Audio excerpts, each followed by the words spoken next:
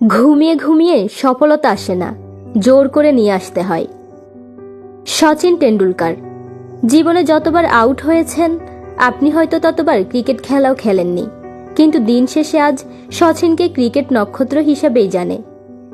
Mark Zuckerberg তার girlfriend যখন সকল সোশ্যাল সাইট থেকে ব্লক করে দেয়, তখন সে জেদ করে সবচেয়ে বড় সোশ্যাল সাইট ফেসবুক বানিয়ে ফেলে, যার মাধ্যমে সে ওয়ার্ল্ডের টপ 5 রিচম্যানদের একজন।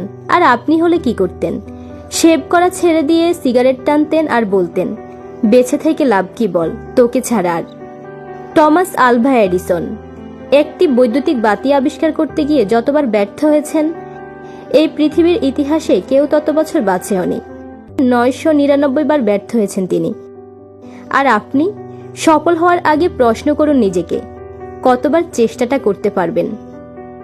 সাইকেল গ্যারেজে কাজ করার রাইট ভ্রাতৃদ্বয় প্ল্যান করে যতবার চেষ্টা করে করে বিমান ওড়াতে ব্যর্থ হয়েছেন, আপনি ততবার প্ল্যান করে পাখির ওড়াও দেখেননি, তবু তিনি বিমানটা আবিষ্কার করেই ছাড়লেন।